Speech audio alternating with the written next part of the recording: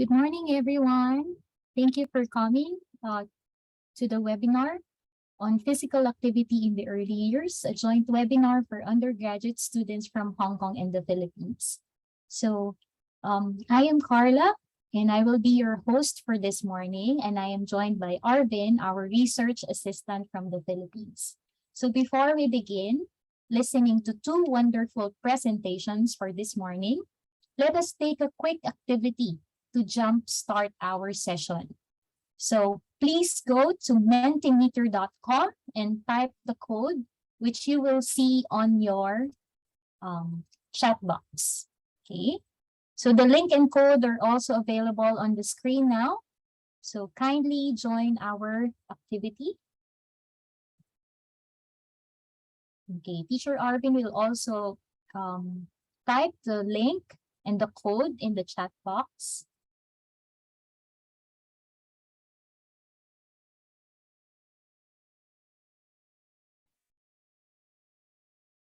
Okay. So at this point, maybe I could share the screen, Teacher Arvin.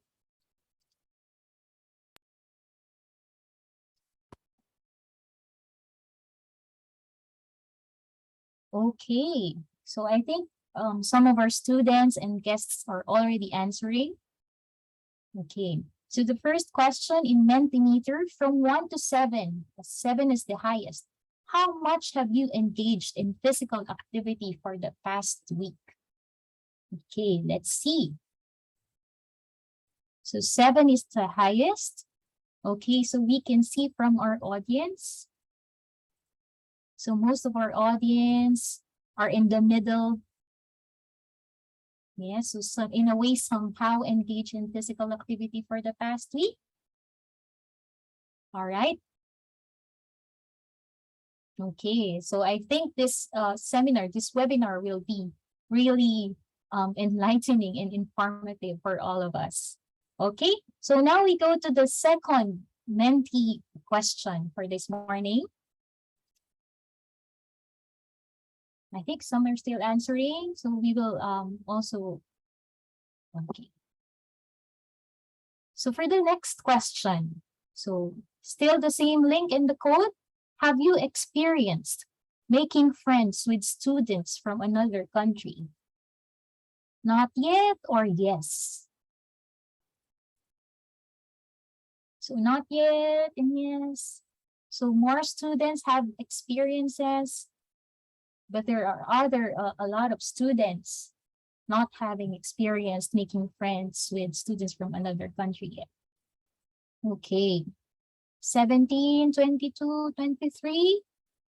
All right. So I think this webinar, this internationalization webinar will also be a good opportunity. So we will know about more about this later on how we can make friends and further interact with students from another country. I will tell you more about that later.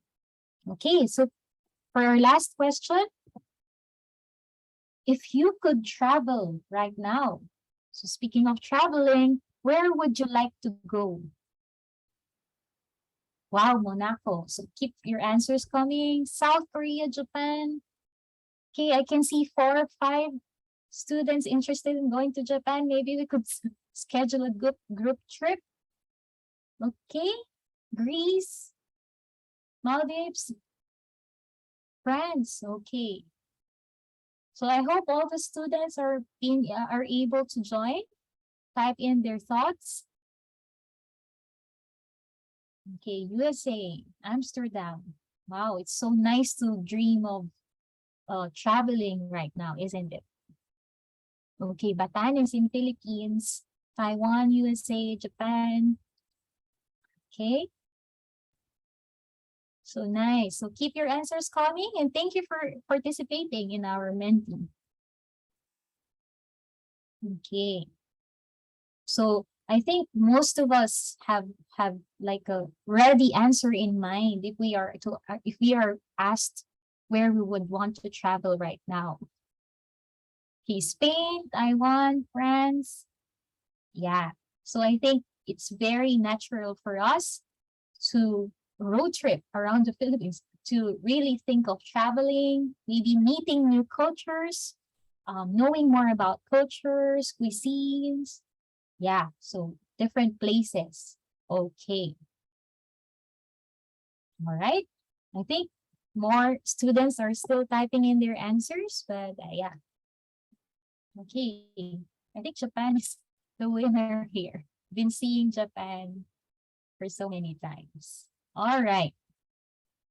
Okay. Still moving? Switzerland. Okay. Thank you very much for participating. We will collate all of these later and maybe we could share with you the response of the group. Thank you very much. So this concludes our Menti activity. And I hope with these 3 questions, you are um, more or less excited to listen to 2 wonderful presentations that our speakers have prepared for this morning. Okay. So now, may I request again, Teacher Arvin to share the screen. So now we go to the program flow. What are our expectations for this morning? So first, of course, will be the introduction and some activities which we did a while ago. And then we go straight to talk 1, presentation 1, overview of guidelines and provisions for physical activity of young children in the Philippines. So from the Philippine side, and then the talk 2 or presentation number 2 will be about the Hong Kong kindergarten curriculum.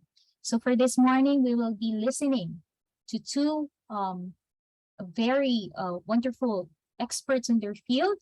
So first, we will have our first speaker is Assistant Professor Erickson M. Macleod, faculty member and chairperson of the Department of Family Life and Child Development from the University of the Philippines. So our first country to listen to is the Philippines. He is also the course teacher of FOCD 101, which is among our participating classes. So as you may know, this webinar is joined by undergraduate students from the Hong Kong and the Philippines. Okay.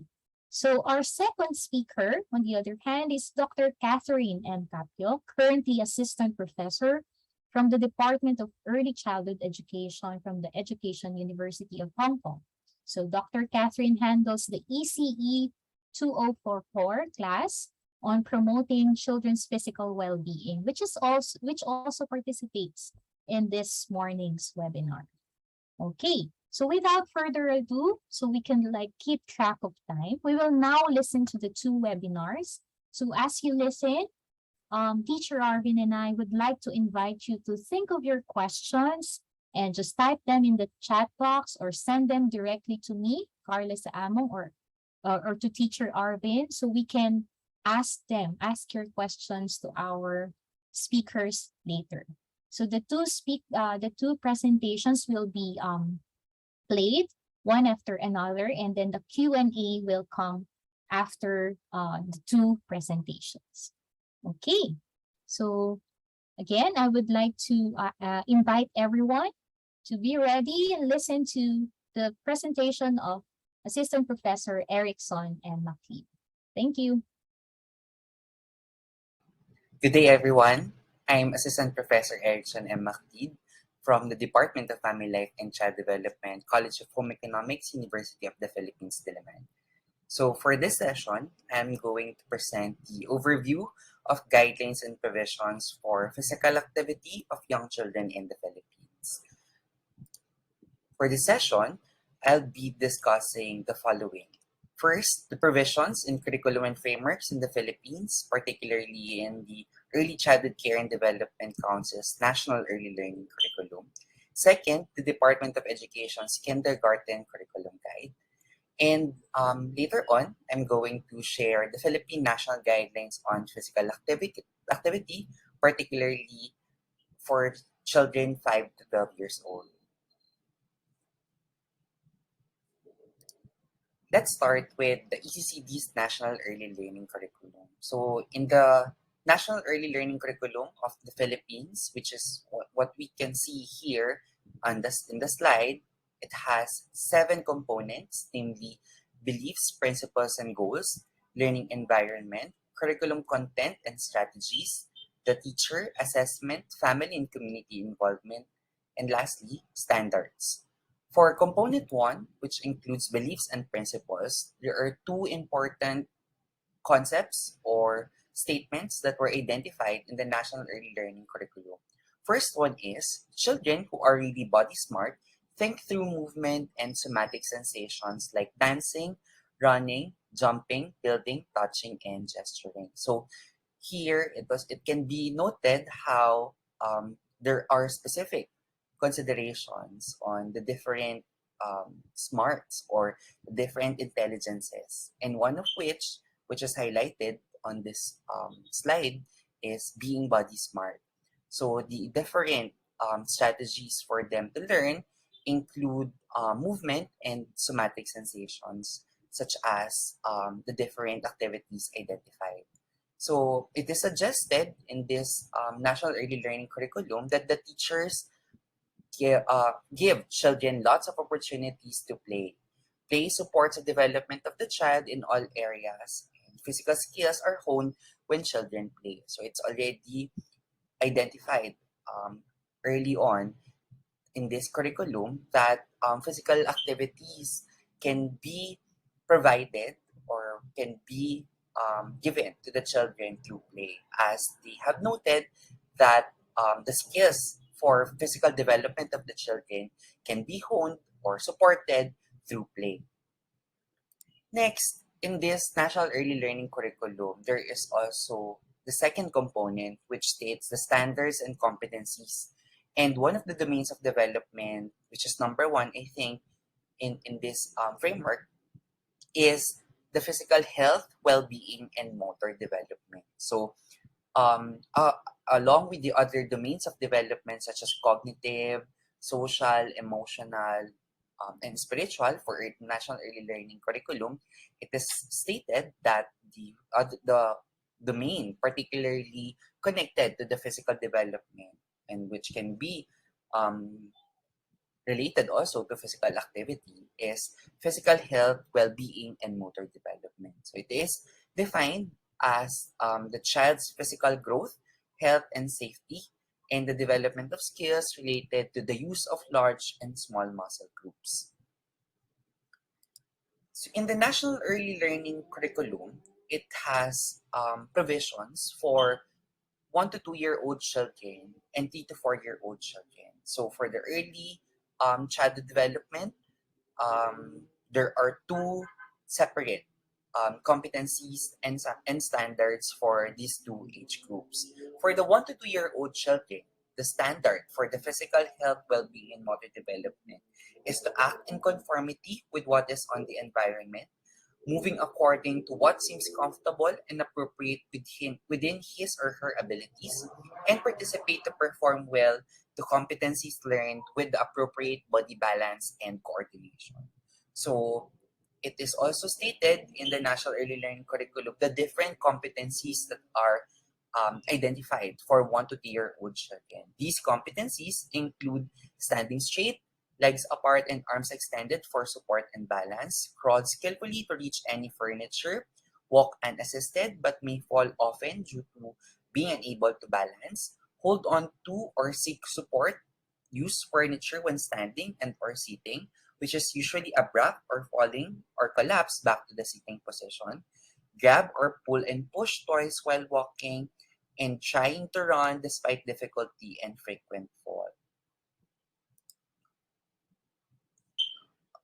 In the same curriculum, there are also other competencies related to the physical health, well-being, and motor development of 1 to 2 year old children. This includes jumping with one foot, throwing a ball to playmates in any direction, playing bounce and catch a ball, swing arms when walking, walking straight, walking in tiptoes in a short distance, running easily with the ability to stop quickly if necessary. Lastly, jump with alternating feet with balance. So we can note that these are the developmental characteristics expected for or can be observed for typically developing children. And in this National Early Learning Curriculum, it is maximized and highlighted for the practitioners and child development teachers or workers to identify activities that could tap these competencies.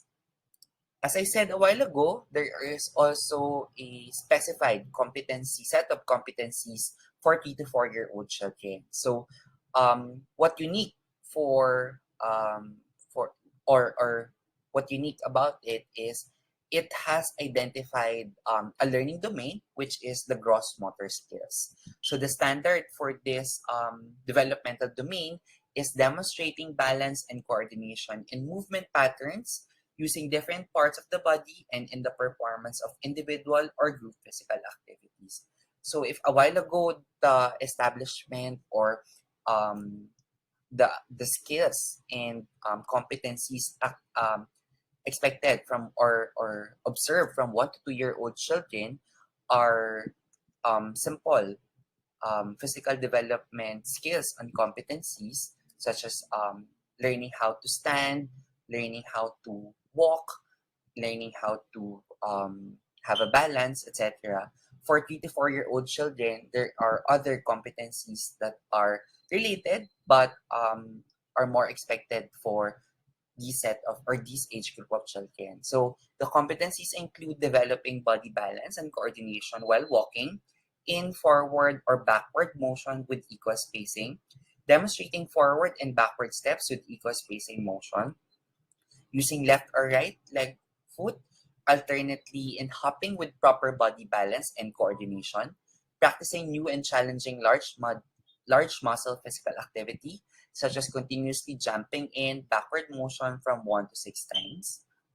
Next, practicing the correct and appropriate speed in running and making turns, practicing body coordination while running and making turns, practicing hand, trunk, and leg coordination in going up and down the stairs, developing body coordination and practicing safety rules in going up and down the stairs with railing independently, practicing coordination of large muscles and throwing a ball and hitting the target, developing balance and coordination of large muscles and throwing a ball towards any direction, and hitting a target or catching a ball from any direction, practicing challenging gross motor activities such as walking, running, and jumping on toes, developing body balance and coordination of large muscles, and performing movement patterns with rhythm in groups such as dancing simple steps with music. And last set, using various and appropriate types of playground equipment such as slide, seesaw, swing with other guidance and support, demonstrating independence and starting group games of 3 to 5 players, developing large muscle coordination in performing movement patterns within a group such as dancing with the music. Lastly, using with caution and care in various appropriate types of playground equipment following the advice. So if you're going to notice with the set competencies for 3 to 4 year old children, it is now more related to their day-to-day activities such as using the stairs, using the different playground equipment, um, using balance or developing balance and so on and so forth. And at the same time, it is not only the physical activity related to individual or self can be observed, but is now a concept that these physical activities or these physical domain related activities can be practice or done with other children. So that could be making it in a group activity or even in unstructured activities such as having group games for them. So that is for the 1 to 4 year old children, competencies in physical health, well-being, and motor development. Let's now go to the kindergarten or the 5 year old Filipino children. So in the Philippines, the basic education starts with kindergarten. And in kindergarten, it can be identified as the formal education for the children. So for the kindergarten curriculum, we can note that it has also a it has different subject matter areas since they are in the basic education, while at the same time it is integrated and can be connected with the other subject matter area. So particularly, um, for example, social studies can be connected to values in education or even in mathematics and science. And at the same time, music, arts, physical education, and health can be connected to language and literacy or even in social studies and so on and so forth. So one of the similar to National Early Learning Curriculum, the kindergarten curriculum framework identifies physical health and motor development as one of the developmental domain. So here it is defined as the children are expected to develop both their fine and gross motor skills to be efficient and effective movers when engaging in wholesome physical and health activities. They are also expected to acquire an understanding of good health habits and develop their awareness about the importance of safety and how they can prevent danger at home, in school, and in public spaces. So we can now also surmise a different um, realization here wherein for kindergarten curriculum or for the 5-year-old children, they are now also um, adding the skill of engaging the physical activities and relating it to good health habits or physical hygiene and ensuring safety and importance of safety for the children. So perhaps it could be connected to having a subject matter area in the basic education, such as which is the music, arts, physical education, and health. But going specifically for kindergarten, there are two domains that are related to physical activities. These are the physical fitness and the gross motor. So let's go first with the first domain, which is the physical fitness. So the standard here is that child develops an understanding of the importance of having an active body. The child is able to demonstrate sufficient strength to be able to participate in daily activities. So this is more of how they can make use of their physical development related to games or other physical activities. So the learning competencies stated for kindergarten curriculum are the following. First, participating in games or any physical activity and various forms of exercise. So that could include starting game or playing with 2 or 3 children with one toy. Second competency is being able to move, such as marching, clapping, stomping, walking, jumping, in accordance with the rhythm and swing in response to the tune heard or song sang. So now it is also related with doing um, simple dance routine or dance pattern that includes marching, clapping, stomping, and even other simple physical activities such as walking and jumping. Specifically now for the gross motor, the standard is to the child develops an understanding of his environment and associates it with the appropriate movement of the body. The child is able to demonstrate proper movement and coordination of the body parts. So this is now for the how the child or the learner can hone and support the development in terms of physical domain. So the learning competencies include movement of body parts of the body, which is performed to the accompaniment of the song with pleasure or likeness. Second, following locomotor movements that are performed in response to slow and fast rhythms. So adding now musical patterns can be observed here, or how movement can be connected to music, such as activities such or locomotor movements such as walking, running, squeaking, jumping, or hopping. Third, locomotor and non-locomotor actions are used in playing, exercising, and dancing. So there are also another identified physical activities. And lastly, balance is shown in the performance of different body movements such as jumping, shifting the feet, such as skipping, bridging without falling in a straight line, and going up and down the stairs.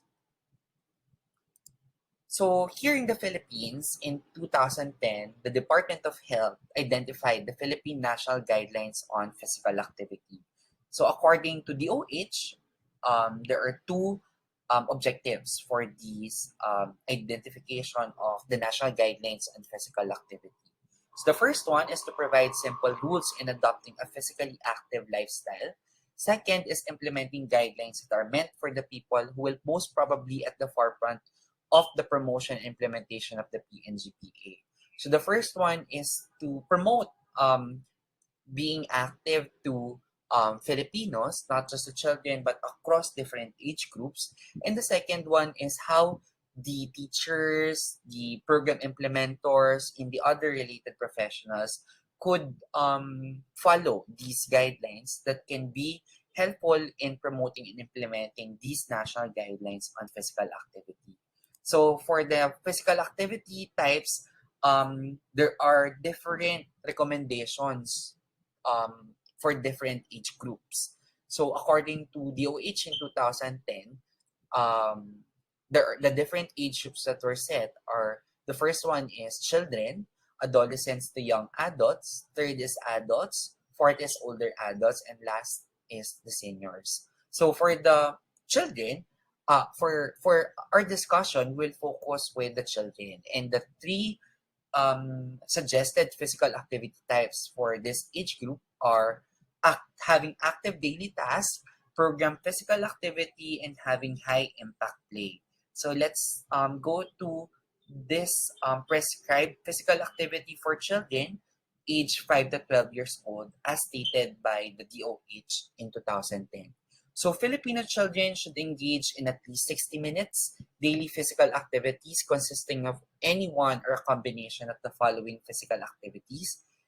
As I have said a while ago, the three suggested activities are having active daily tasks, having exercise, dance, or sports, and lastly, having high impact and structured spontaneous play. So let's go to one activity type. The first activity type is the active daily task. So for children, specifically for the age group that we are talking about, for the early childhood and 5 years old to and older children, middle childhood children, the activities that were identified by the Department of Health include active travel such as walking, cycling, stair climbing, and active daily tasks such as household and school chores such as scrubbing or mopping floors, fetching water in a pail, raking leaves, bathing dog, cleaning the car, rearranging household furniture. So basically, the idea is letting the children move and letting the children become active with the day-to-day activities that they have. So be it just by walking or going around the house or climbing the stairs at home or even in school, and at the same time, the developmentally appropriate activities that are related to chores that can be connected to or can be delegated to the children. So here in the picture, you can see these are the children at the UP Child Development Center in our laboratory school, age 5 to 6 year old children doing activities such as sweeping the floor, um, fetching water and then last one is um, uh, watering the plants. So that these can be the identified daily task activities for the children.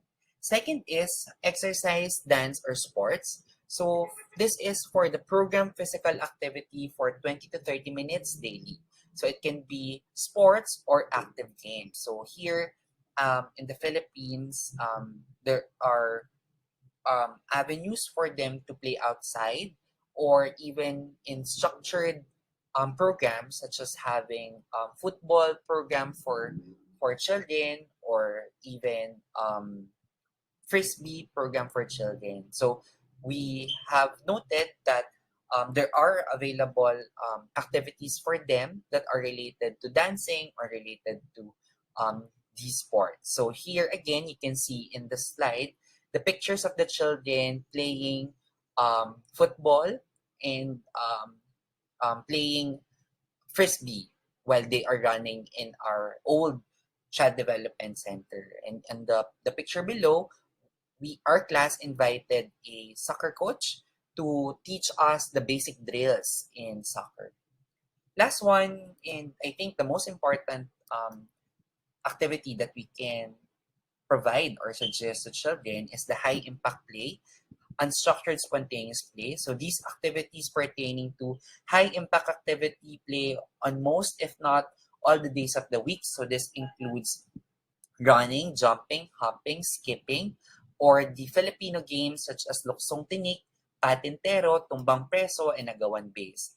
Other activities also that can be recommended that can have a high impact um, play for them include activities such as walking, stair climbing, and playground activities such as jungle bars and ropes. So here you can see how the children are freely going around and such as hanging from the bark of the tree, climbing or the obstacles, using their bare hands and even with the rope. And lastly, the game that I am telling you, which is like hopscotch, um, is converted to an activity for our class, which is the um, um, what do you call that?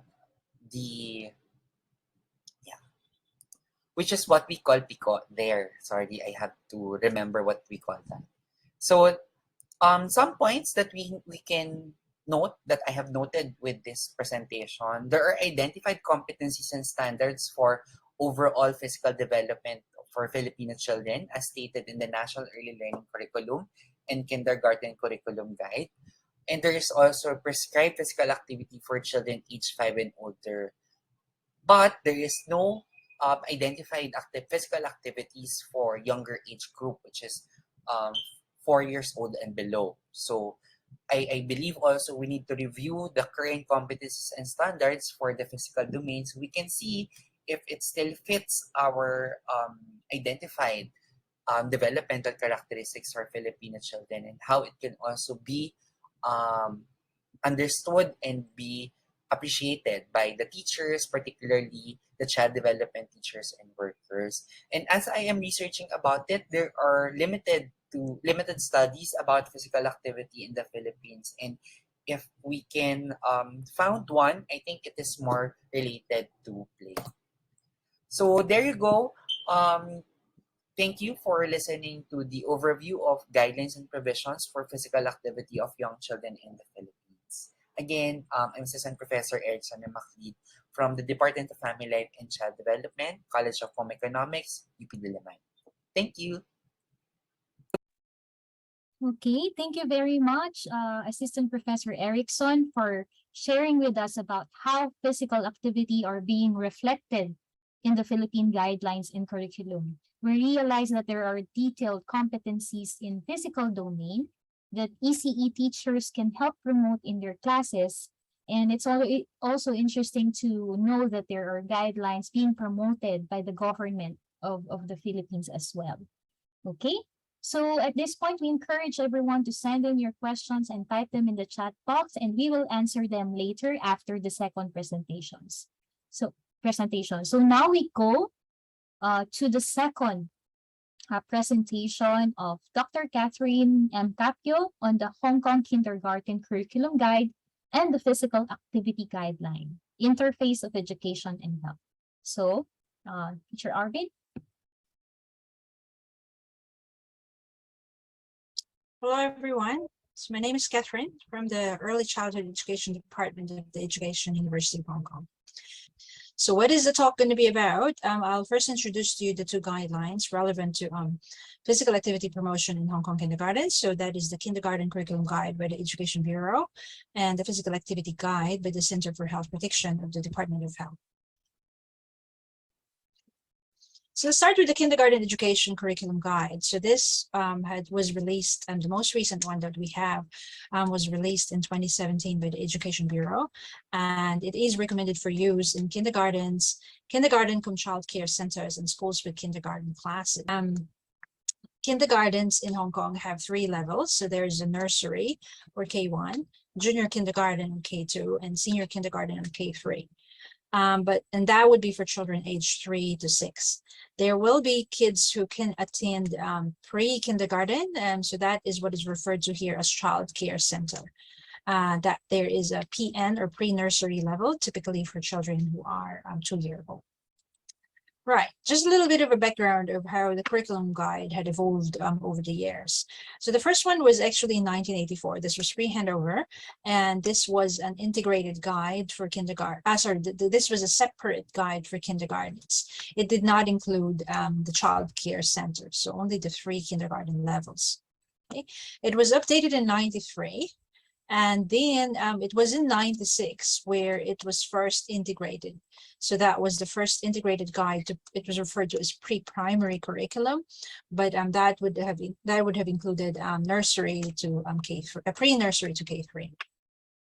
Now, post handover in the year 2006, they did a major revision of the curriculum guide, and this was in response to global trends of in early childhood education and development. This was also integrated from PN to K3, and probably the major change there is that it was then when the EDB started to espouse a holistic approach. Pre-primary education also started to talk about learning being play-based and articulating 6 learning areas to target. Now in 2017, again, there was a revision. This was following a review after the 2006 guideline, and the 2017 revision now began to focus or articulate a focus on the continuity among kindergarten, primary, and secondary curricula. So it's viewed as a holistic perspective to education of children. And that here into the 2017 guideline, they started to articulate that the core value for the curriculum guide is that it has to be ECE has to be child centered. Now here, this is how the curriculum guide illustrates that core value and guiding principles. So you can see there at the center is the core value that early childhood education in kindergartens and child care centers need to be child-centered. Now they also demonstrated the developmental objectives that should be 5 domains of development that should be addressed in ECE. And along with child-centeredness, this guide advocates that a child has to have balanced development. And balanced development means that there will be equal importance accorded to the 5 domains that are illustrated here. And so that includes moral development, aesthetics, cognitive and language development, and affective and social development, and lastly, the physical development or physique. Now, I put a blue circle around that because this is the domain of development that in the guideline appears to be the one that really speaks to physical health, well-being, and physical activity promotion. Now, this is the curriculum framework, illustration of the curriculum framework of the guideline, and you would see there again at the center the 5 domains of development that are viewed to be equally important to balanced development. I again encircled physical development there because that is what is relevant to physical health and well-being. Now, what are those learning areas? So around the outer circle, you see 6 learning areas that they had articulated. So amongst those 6, we have here physical fitness and health. And then I again encircled that because, as I say, that's learning. Similar to physical development being the domain, physical fitness and health is a learning area where we are able to see guidelines that relate to physical health and well-being. All right, now this learning area of physical fitness and health draws from the World Health Organization. The World Health Organization defines health as a state of complete physical, mental, and social well-being, not merely the absence of disease or infirmity. And this definition by the WHO goes all the way back to 1948. It still holds true as the definition at the moment. Now, from that definition of the WHO, the kindergarten curriculum guide says that the learning area of physical fitness and health should aim for children to attain physical fitness and to be disease-free. So you see there physical fitness and disease-free, so the absence of disease or infirmity, as the WHO says. And that children should maintain a joyful state of mind, a healthy body, and a good social life. So that, you could see, reflects the way health is defined as physical, mental, and social well-being. So you have here state of mind being the mental, healthy body being the physical, and social life being social well-being. All right, so within this learning area, there are actually 3 learning objectives that were specified and expectations along with each of those objectives. So the first one is that within this learning area, children should develop gross and fine motor skills, acquire control over basic movements, and understand the concepts of space and direction.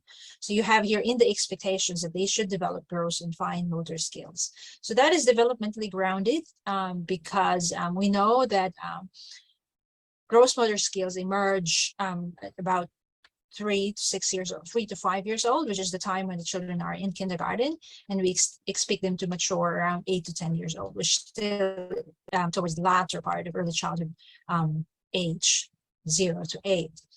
Now, in the expectations, they specifically mention basic movement skills such as walking, running, jumping, etc. And these are fundamental movement skills that we expect to emerge from 3 years old. We also talked about learning the right postures, developing coordination, flexibility, sensitivity, muscle strength, and endurance. And all of these are aspects of health-related and performance-related fitness. So whilst it was not specified in the learning objectives, it is actually expected that aspects of health-related and performance-related fitness should also be developed. And then here you see at the bottom the concepts of space and direction, which were specified in the learning objective. The second learning objective says that this learning area should nurture in children an interest and habit of active participation in physical activities and develop positive attitudes and values. So here it's broken down. What are the expectations? It talks about participation, respecting rules and others, also self-confidence, courage, and social skills. At the bottom of the expectations, it also talks about cooperation and a sense of belonging and collective responsibility. So if you look at this learning objective, interest, participation, and social aspects, the expectations actually tend to be the socio-affective aspects that are related to participation in movement and physical activity. And lastly, it talks about, and the last learning objective is the use of senses to explore the surroundings, raising awareness, and also talking about self-protection abilities. So, and in terms of the expectations, there is function of the 5 senses and also knowledge of the body. So here, this part is I'm talking about the knowledge aspect or the understanding as it relates to movement.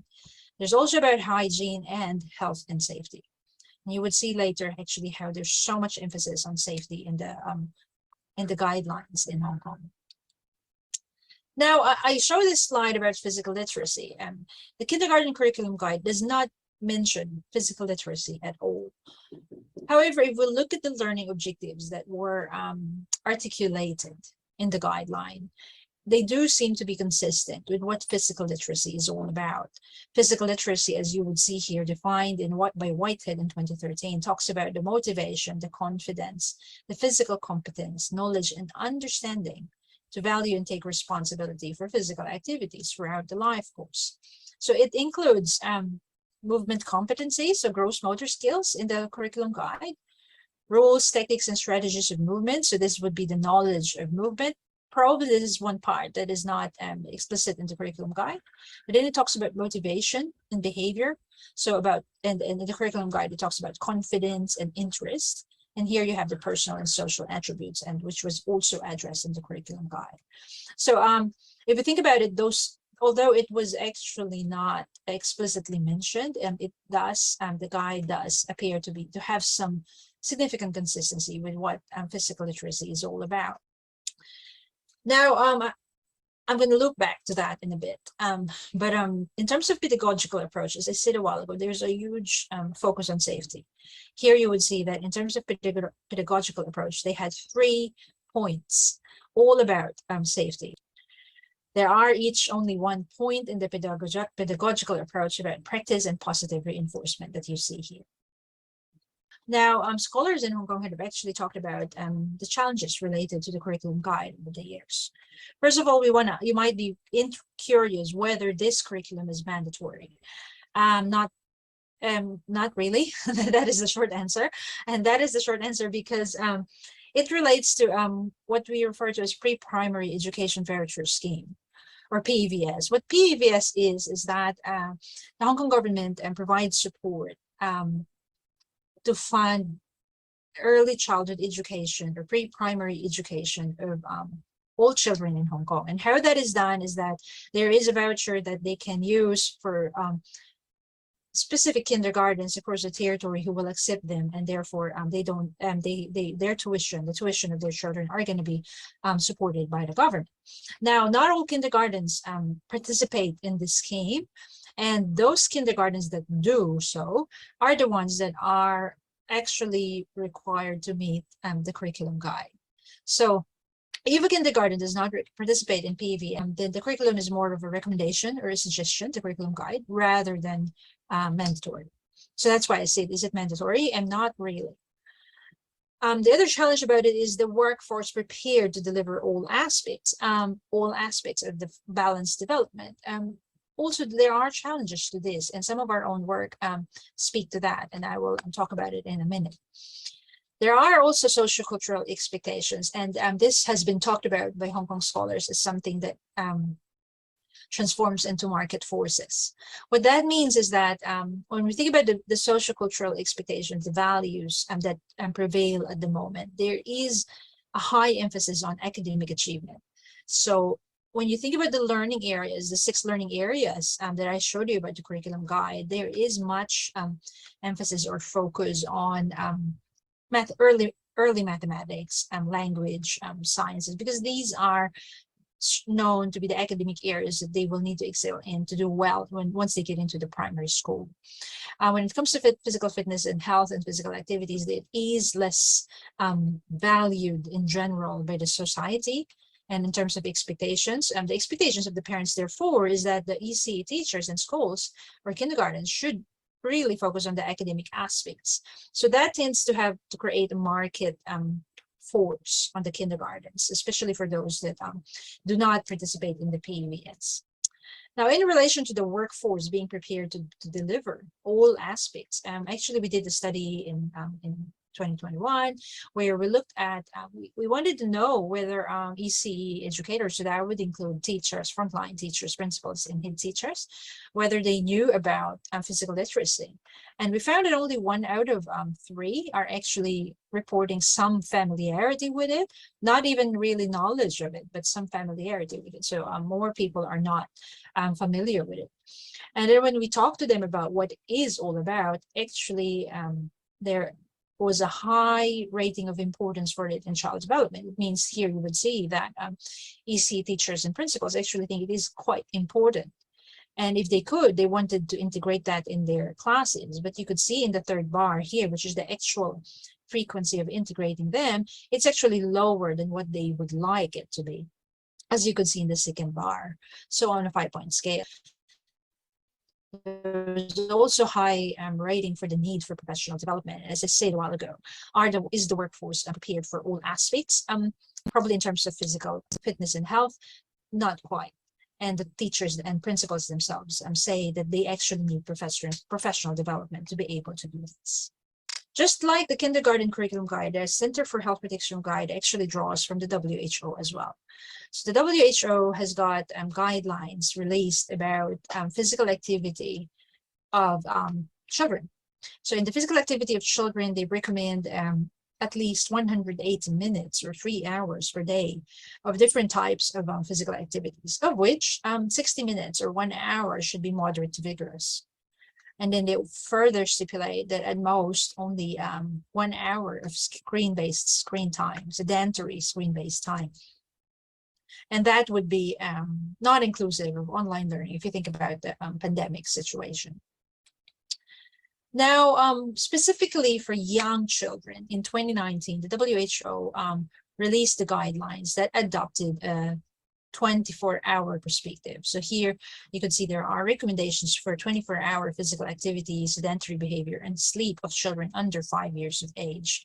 So they adopted the 24-hour perspective because it was discussed that it should be viewed as a continuum, as you see here: physical activity, sleep, and sedentary behavior, such that if children sleep well enough, and then in terms of physical activity, if you increase physical activity, then what likely will happen is you could reduce sedentary behavior. Yeah.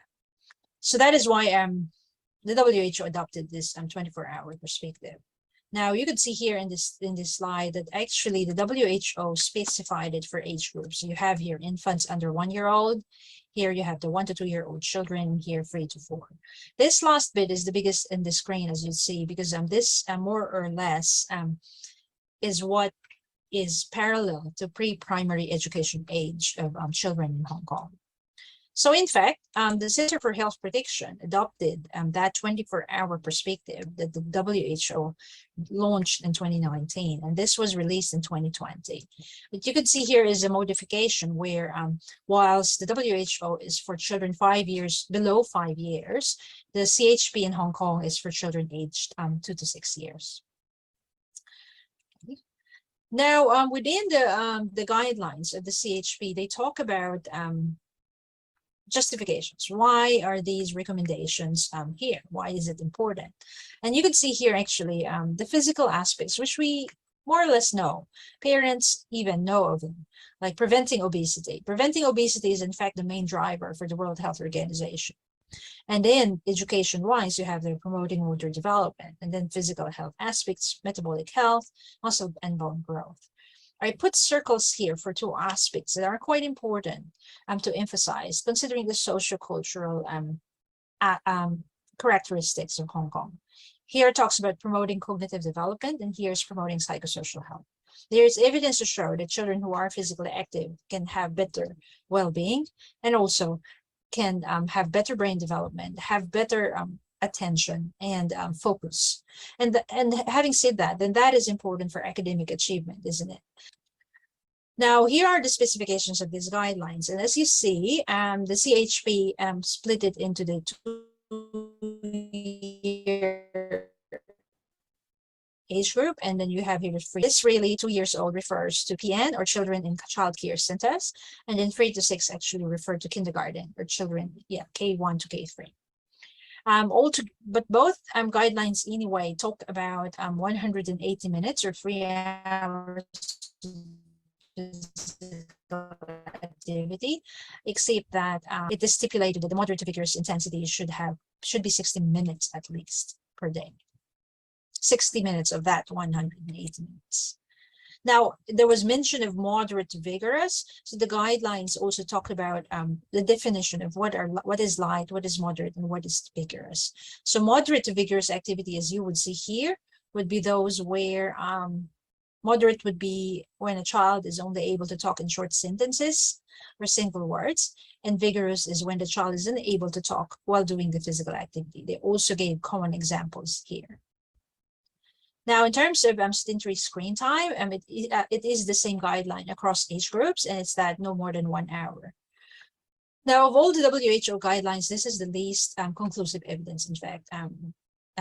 It can be argued that actually we're not sure that 60 minutes is actually the sensible cut point, but they went with this anyway because it's known that the more sedentary screen time spent, well, the more negative effects there might be.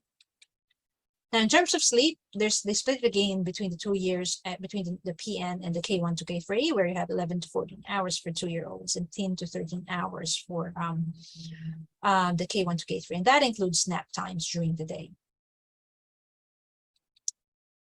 Now, as I said, there is always a high emphasis on safety in these guidelines. There was a high emphasis on safety in the kindergarten curriculum guide of the EDB. And here again, in the CHP guideline, there's actually a whole component there just about safety. Some principals I've talked to talk about how that takes away the opportunity to provide risk, opportunities to practice making decisions to avoid and to balance risk-taking behaviors. Also takes out the sense of adventure in many children that focus on safety. Now, the physical activity guidelines, actually, in terms of how to implement those guidelines, is quite thin on what they have to do. What they talk about in terms of how to implement it was again focused on policy. So it talks about how to formulate their own school-based activity policy. So there is a whole chapter dedicated to how kindergartens and childcare centers can develop their school-based physical activity policy, so that it might differ from different schools. But how the teachers actually will operationalize that in the day-to-day activities is not very much focused upon. So actually, when we did also another study recently where this is a large scale survey of teachers all across Hong Kong, where we wanted to know whether they were aware and they were knowledgeable actually of these guidelines that are in the Center for Health Protection guidebook. And we found it actually in terms of awareness, there's quite a high percentage of people, of teachers who said they were aware of the physical activity and sedentary guidelines. At least also about 6 out of 10 are also aware of the sleep guidelines. But when we asked them, in fact, what are those guidelines, about only 1 out of 4 actually know the guidelines for physical activity and sedentary screen time, and more than half are aware of the sleep guidelines.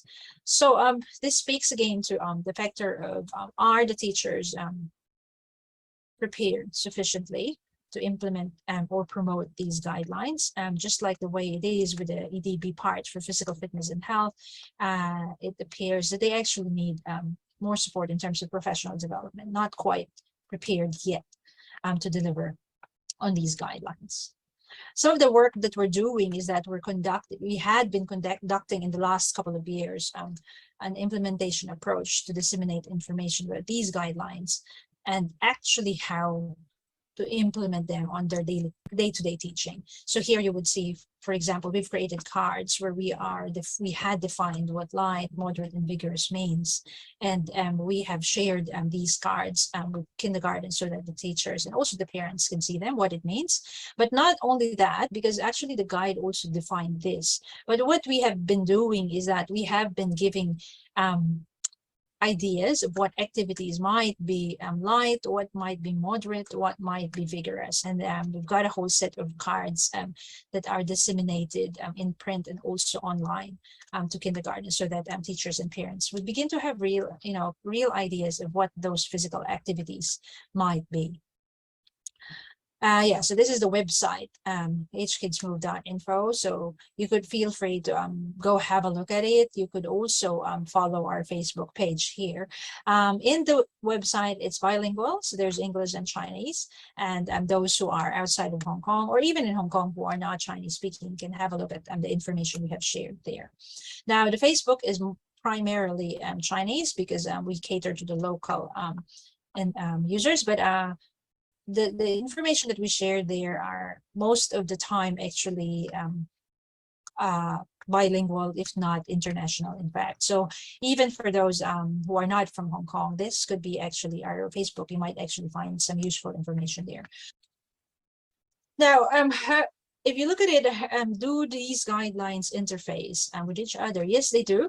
Actually, for example, if we look at the kindergarten curriculum guide, explicitly it says that with respect to the physical activity arrangement in schools, full day and half day kindergartens and child care centers, they can arrange, it states 90 to 105 minutes and 45 to 60 minutes of physical activity, but that includes music and arts as well for young children every day. So this is in the EDB kindergarten curriculum guide, and it interfaces with the CHP guide by also talking about those minutes in terms of how much activity is needed.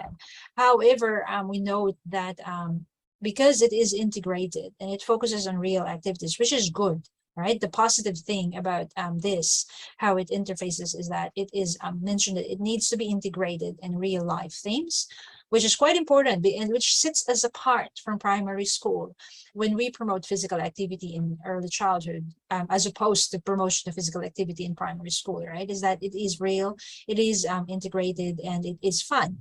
However, because of that as well, the downside to that is that you want to ask the question whether enough activity are actually accumulated and with this kind of arrangement. So it is a balance again of course, it needs to be integrated, it needs to be real life, but because there are other aspects to it, it might be that it can be reduced. So it needs creativity and thinking really by the teachers to make sure that whilst those are integrated, there's still enough movement that's actually being done. Yeah, so just to summarize in terms of in relation to health and well-being of young children, I talked about the kindergarten curriculum guide, and as I said, in the Kindergarten Curriculum Guide of Hong Kong, they've made explicit the learning area of health and fitness. And that is where we are able to draw from the curriculum guide, the activity, the directions for teachers in kindergartens that would contribute to health and physical well-being of young children. And then in terms of the Center for Health Protection, there's the physical activity guide that actually is a modification or adaptation of the global guidelines by the WHO. And that is very specific in terms of how much time is required. The limitation of that physical activity guide is that in terms of implementation, it ends with school activity policy once again, and does not really equip or help the teachers have actual ideas or activities that they can implement. And that is where we are coming in terms of as implementation researchers. So also here you see circles around teachers, school factors that contribute to how these guidelines are actually implemented, contributing to health and physical well-being. As I said a while ago, we have evidence that in terms of this, teachers and kindergartens in Hong Kong need support for professional development. Now, in terms of social-cultural factors, we've found as well from our research that the values of the society in general does contribute to the expectations that the teachers need to balance with these curriculum and physical activity guide. And lastly, family factors, where of course parent expectations can become market drivers in the way kindergartens follow these curriculum and physical activity guidelines. All right, so I think that covers it, and thanks very much. If you wanted to get in touch, there's my email address. Also, you could find me on Twitter for quick comments. But as I said, more information would be available from our website, hkidsmove.info.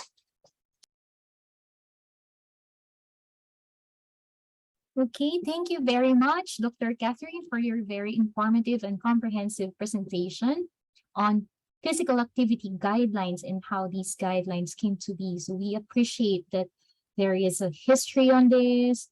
There is our global guidelines that has been guiding the local guidelines in HK particularly.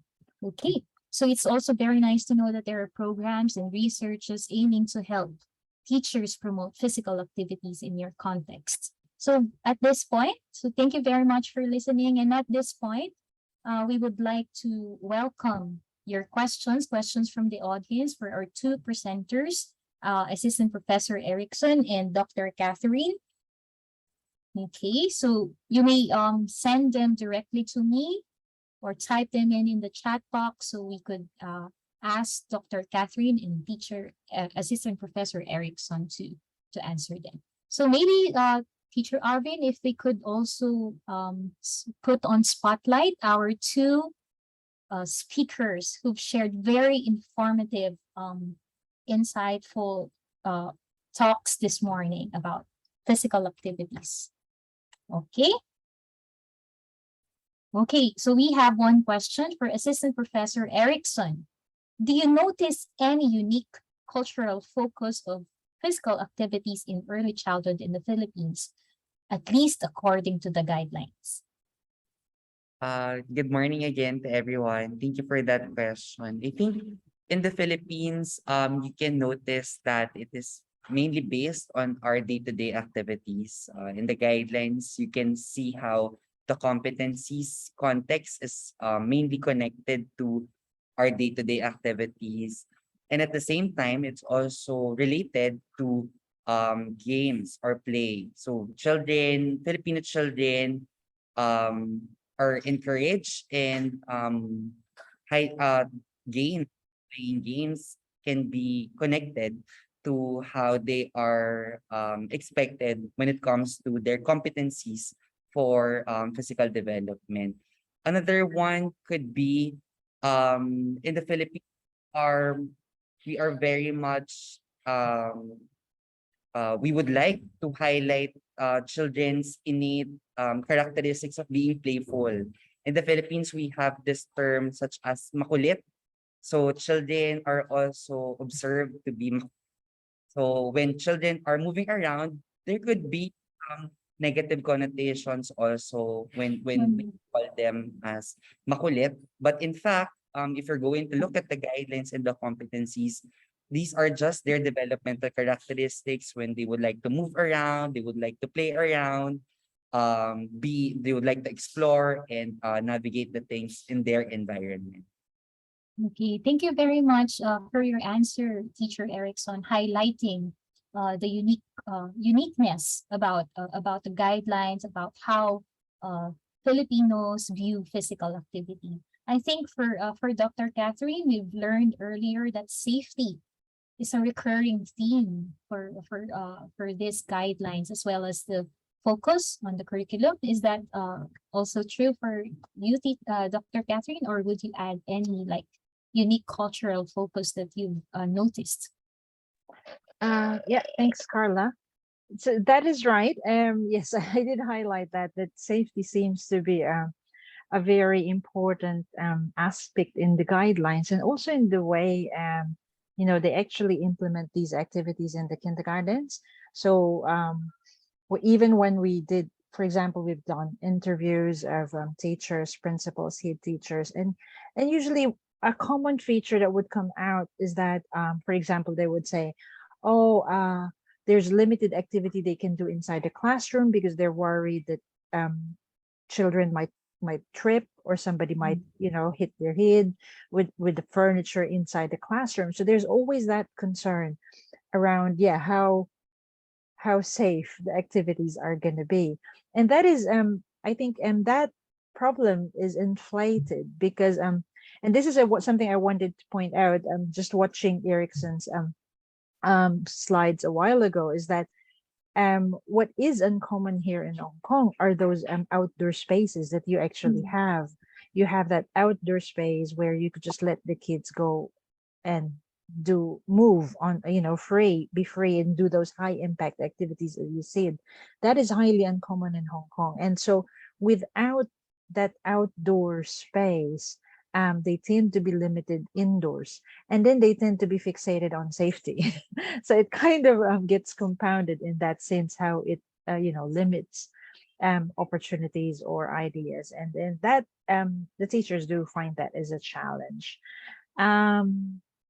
It is a concern, and obviously there's also the parents as well, obviously making the valuing that very importantly, and this is why teachers are concerned about it.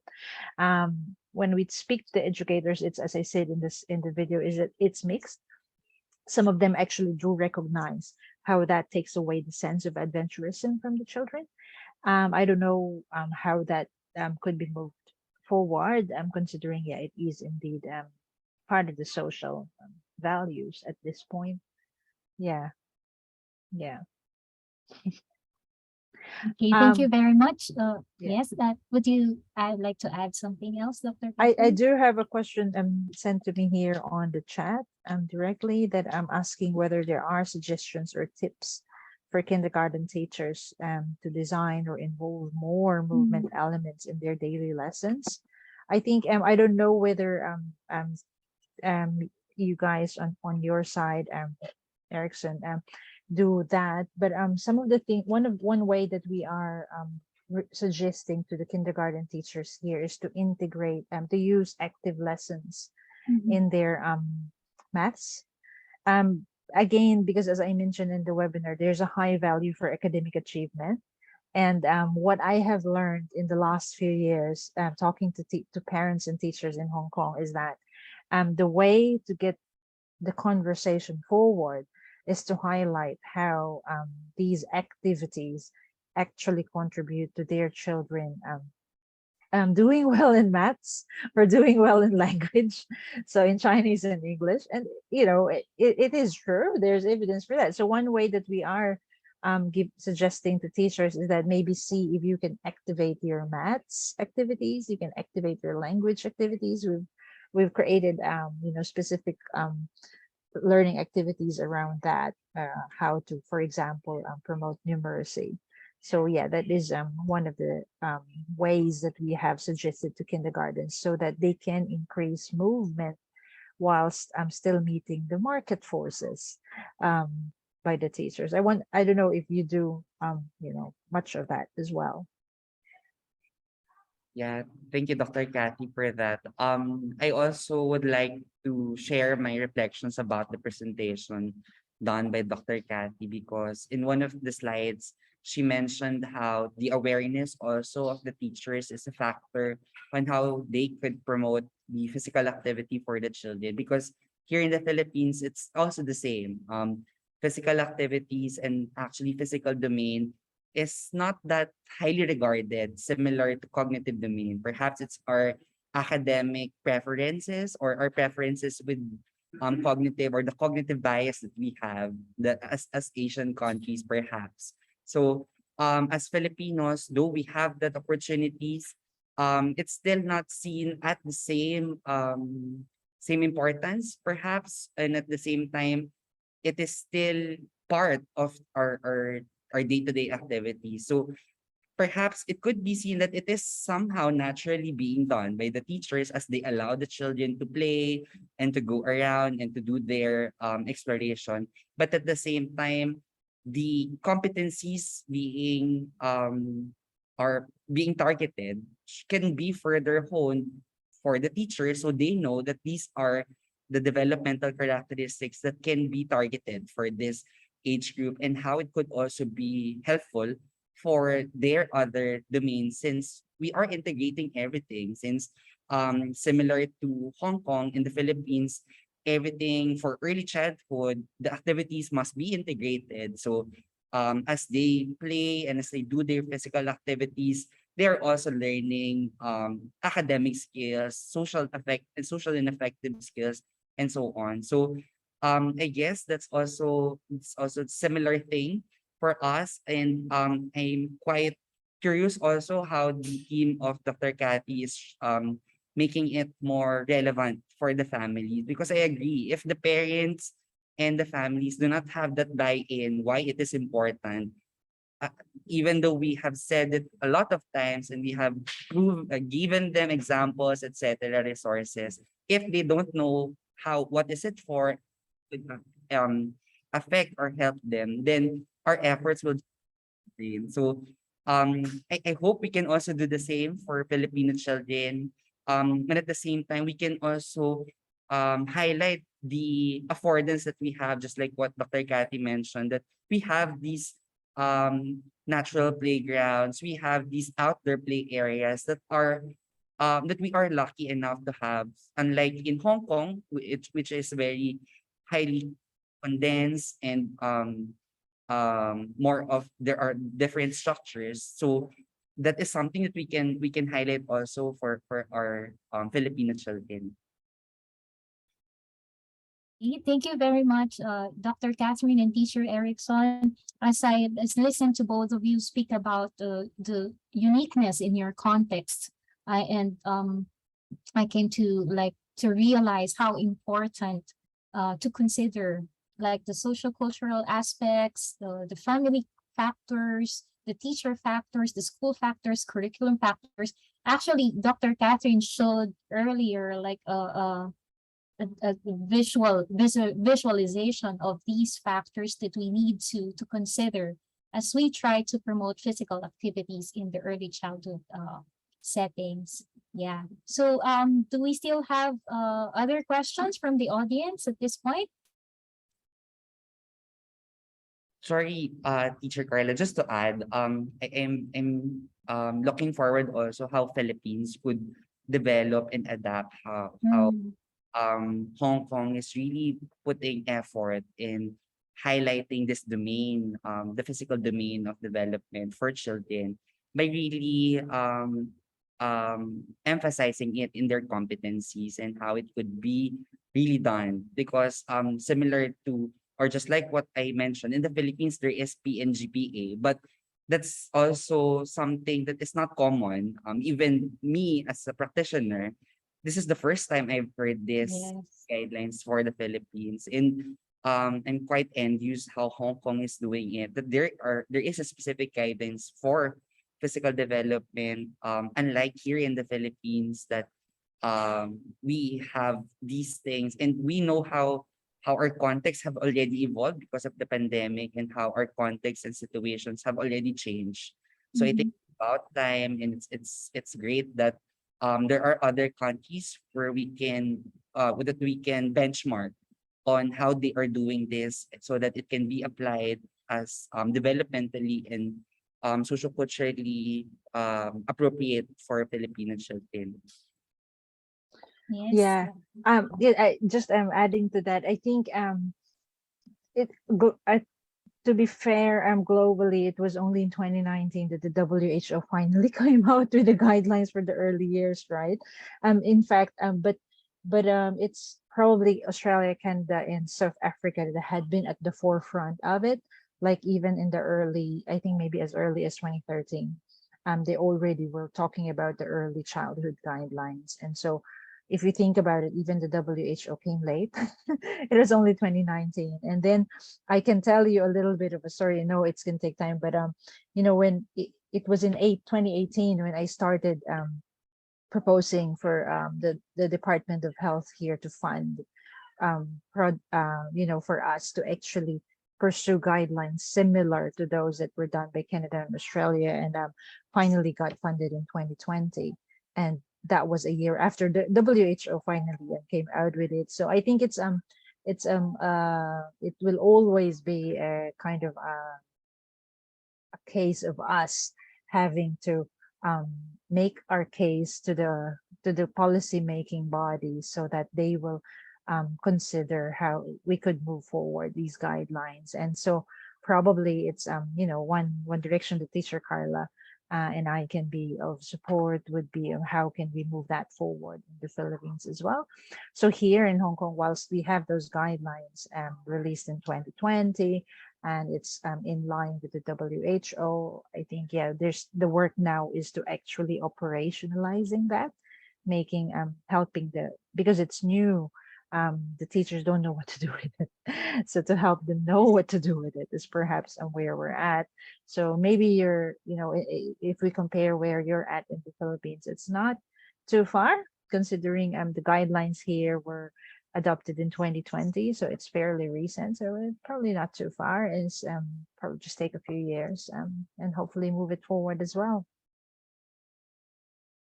Thank you very much, Dr. Catherine and Teacher Erickson. I think, yeah, as I was listening, I'm really amazed at how we can actually have discussions like this about physical activity, which we don't usually have because most of the time our curricula as undergraduate students too focus on other things apart from physical activity. Okay, so at this point, of course, we have limited time, so we will not be able to accommodate all questions at this point. But rest assured that if you send us, I can link you through our speakers for this morning so they can also respond to your questions.